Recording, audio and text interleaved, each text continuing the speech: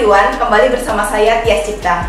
Apa kabar? Saya berharap teman-teman semua senantiasa sehat dan bahagia. Salam sukses, dahsyat, luar biasa untuk kita semua. Hari ini kita belajar bersama mengenai 10 cara mengatasi rasa malu. 10 cara mengatasi rasa malu. Seringkali pada saat kita ingin berbicara dengan orang baru, orang yang belum kita kenal, kita merasa malu, kita merasa nggak pede gitu, kita merasa agak takut-takut gitu untuk ngajak ngobrol duluan. Dan pada saat kita mau presentasi depan umum, depan banyak orang, kita merasa grogi, kita merasa malu, nggak pede, nggak layak, merasa minder. Dan akhirnya kita jadi nggak melakukannya. Pada saat kita ingin men-sharingkan pendapat kita, pada saat kita ingin memberikan masukan atau pemikiran pendapat kita merasa ragu-ragu untuk melakukannya, kita merasa nggak pede, kita merasa malu untuk melakukannya, dan akhirnya kita nggak jadi menyampaikan pendapat kita.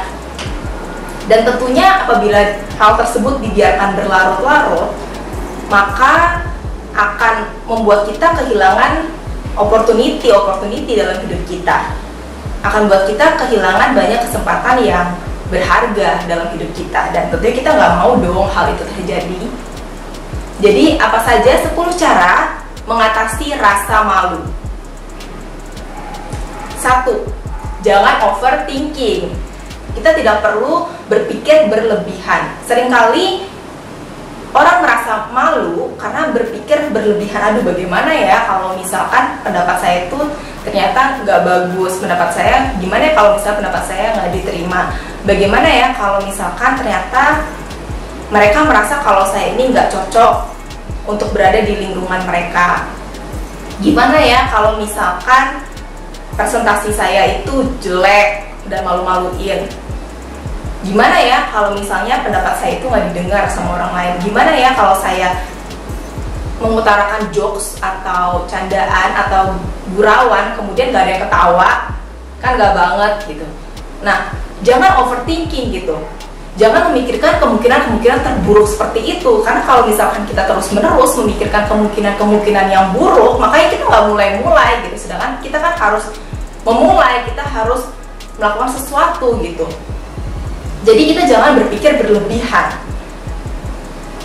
lakukan saja gitu, lakuin aja gitu, walaupun kita takut, tapi please jangan overthinking, jangan berpikir berlebihan. Dan kebanyakan hal-hal yang kita takutkan itu sebenarnya nggak terjadi dalam hidup kita.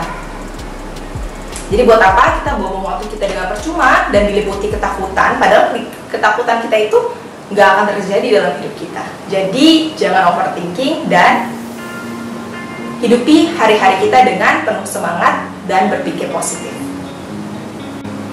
2. Tips kedua untuk mengatasi rasa malu agar kita tidak merasa malu, yaitu kita harus paksa diri kita untuk keluar dari zona nyaman kita. Kita harus memaksa diri kita untuk bersemangat. Hey, ayo semangat gitu. Kita harus memaksa diri kita untuk keluar dari zona nyaman kita. Karena kita ingin berkembang ya, walaupun itu rasanya berat, walaupun itu rasanya susah dan gak enak, tapi kita harus memaksa diri kita untuk keluar dari zona nyaman, karena dengan demikianlah kita dapat bertumbuh, dengan demikianlah kita dapat berkembang, dengan demikianlah kita dapat meraih impian dalam hidup kita. 3. Gali informasi mengenai lawan bicara Anda, seperti hobinya apa gitu ya. Jadi kalau kita udah tahu nih lawan bicara kita atau orang yang bakal ngobrol sama kita itu hobinya apa, ya nanti kita tinggal ngobrol aja. Oh ya, gimana? Kamu masih suka nyanyi? Gimana, masih suka ngedance? Nyanyinya pernah les gak? Dance pernah les gak? Di mana? Nah, contoh kayak gitu. Atau misal kalau belum tahu pun ya nggak apa-apa, tanya aja. Oh ya, by the way, kamu hobinya apa aja gitu. Nah, dengan demikian kan akhirnya suasana jadi cair ya. Biasanya kalau orang ditanya hobinya, orang jadi seneng gitu. Ya pasti kalau orang ditanya hobi kamu apa, nggak mungkin dong dia jawabnya hanya satu kata gitu, nggak mungkin ya gitu. Jadi kalau orang ditanya hobinya, pasti dia akan bilang, oh hobi saya ini gitu. Malah mungkin bisa jadi cerita panjang lebar gitu ya. Dan akhirnya kita jadi bisa dekat dengan orang lain gitu.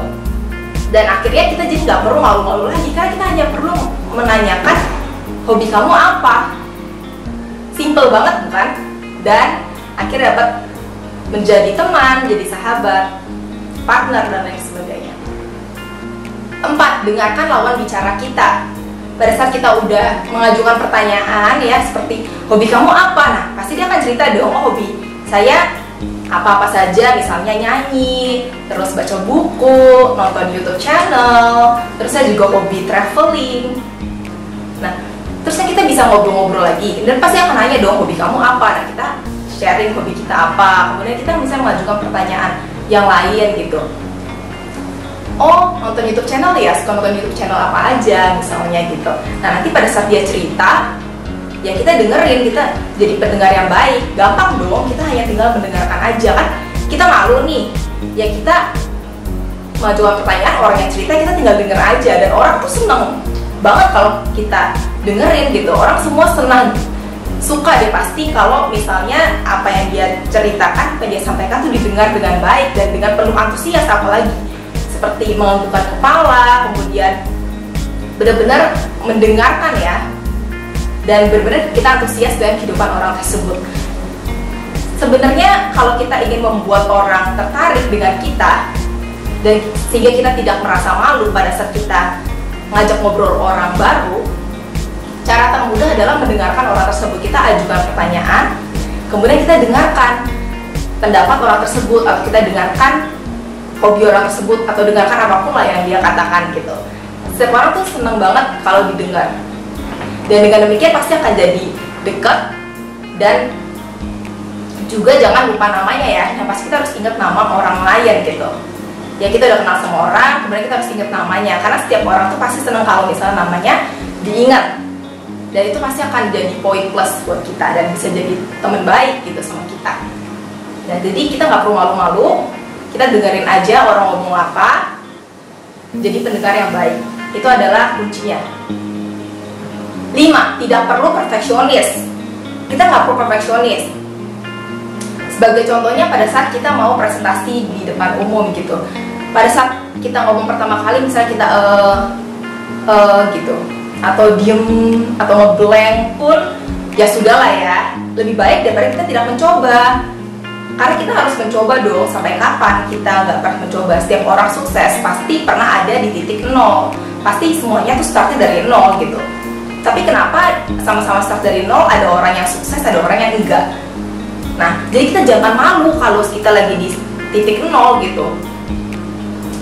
Pede aja, dan kita nggak perlu perfeksionis. Misalnya pas pertama kali ngomong depan umum kita takut banget gitu ya, grogi banget, terus salah-salah nggak masalah. Kedua kali udah lebih sedikit salahnya, itu udah progres dong. Kita harus apresiasi diri kita udah berusaha, itu namanya. Ketiga kali udah semakin dikit kesalahannya. Keempat kali salahnya udah bener-bener hampir, udah dikit banget gitu. 5 kali udah jauh lebih lancar. Nah, itu kita perlu apresiasi progres kita. Sedikit apapun namanya progres, tetap progres. Sedikit apapun kemajuan itu tetap kemajuan, dan kita harus apresiasi diri kita. Selamat ya, kamu luar biasa, ngomong ke diri sendiri gitu ya. Kamu luar biasa loh sudah melakukan hal ini gitu. Kamu udah berani keluar dari zona nyaman kamu, dan kamu udah berani untuk ngomong depan umum. Itu adalah suatu hal yang positif, dan itu adalah suatu kemajuan dalam diri kamu. Dan jadi kita harus mengapresiasi diri kita sendiri gitu, dan hargai progres kita sekecil apapun itu. 6.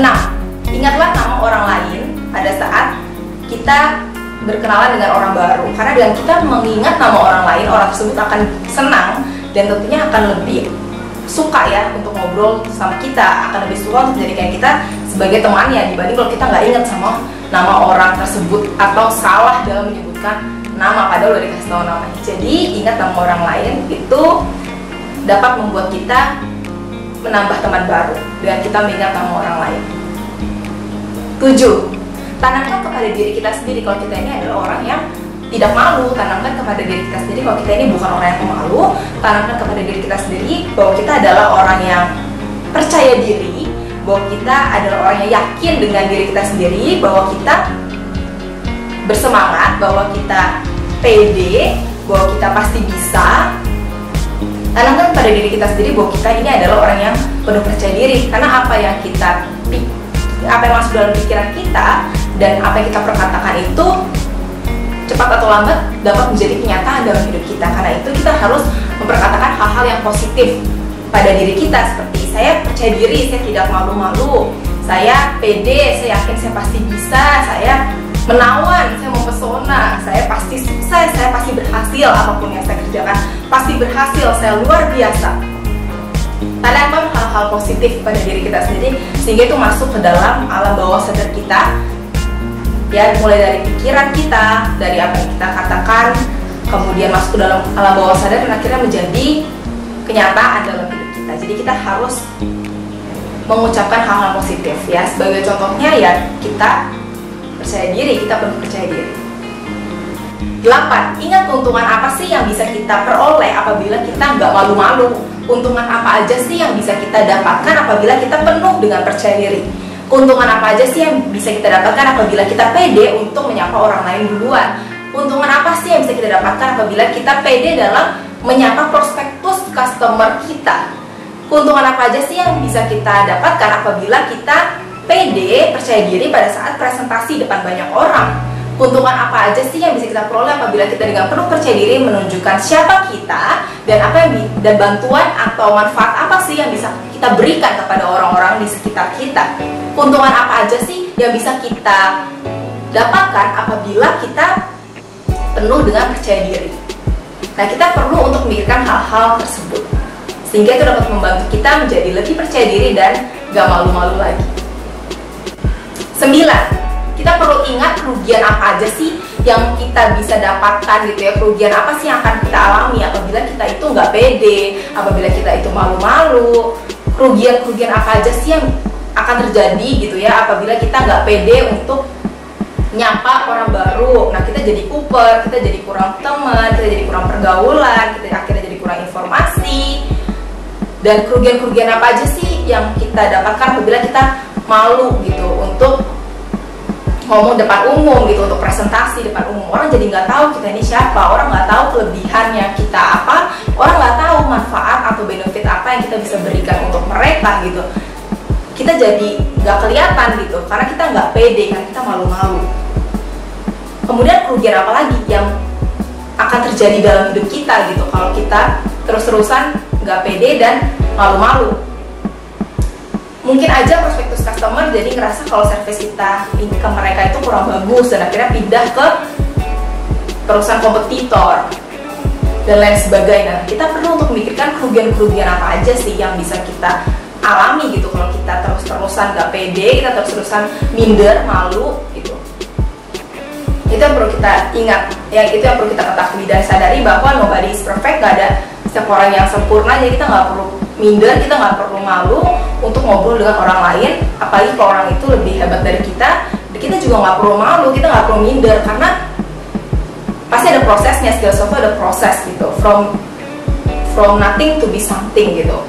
Nggak ada yang instan dalam apapun yang dikerjakan, itu pasti ada proses gitu. Jadi kita nggak perlu minder, kita nggak perlu ngerasa malu pada saat ngobrol sama orang lain, karena nggak ada manusia yang sempurna gitu. Setiap orang pasti punya kelebihan dan kekurangan. Nah, yang harus kita lakukan adalah kita harus mengetahui apa sih kelebihan kita, apa kekuatan kita, apa strength kita gitu, dan kita tingkatkan itu agar kita ini dapat memiliki competitive advantage, ya, kita ini dapat memiliki kelebihan yang menonjol gitu dibanding orang lain. Dan kita juga perlu berlatih untuk mengembangkan keahlian kita. Kita harus berlatih untuk mengembangkan kemampuan dalam diri kita. 10. Dan yang ke-10, kita perlu menyadari bahwa proses itu perlu, proses itu penting. Nggak ada orang yang tiba-tiba berhasil, nggak ada orang yang tiba-tiba sukses, nggak ada orang yang tiba-tiba luar biasa, nggak ada orang yang tiba-tiba penuh percaya diri, nggak ada orang yang tiba-tiba nggak malu-malu gitu ya. Nggak ada orang yang tiba-tiba bisa ngajak semua orang ngobrol duluan gitu, nggak ada orang baru semua. Nggak ada orang yang tiba-tiba bisa presentasi dengan memukau, nggak ada orang yang tiba-tiba bisa mengutarakan pendapat dengan kritis, dengan jitu, dengan tepat sasaran, dengan luar biasa, dan dengan penuh percaya diri. Nggak ada orang yang tiba-tiba bisa melakukan hal itu. Segala sesuatu butuh proses, ya. Dan kita sama-sama manusia, jadi kalau misalkan ada orang yang berhasil, nah kita juga pasti bisa berhasil. Kalau ada orang yang sukses, kita juga pasti bisa sukses. Kalau ada orang yang pede, kita juga pasti bisa pede. Kalau ada orang yang lancar ngomong depan umum, maka kita juga pasti bisa, asal kita mau berusaha, kita nggak menyerah, dan kita menghargai setiap proses yang kita lakukan dalam hidup kita. Semoga kita senantiasa terus semangat dalam melakukan yang terbaik setiap harinya dan menghargai setiap kemajuan yang telah kita lakukan dalam hidup kita. Okay, that's all for today. Thank you so much everyone for watching. Please like, subscribe, tekan tombol loncengnya, komen, dan share sebanyak-banyaknya. Thank you so much everyone. See you next time.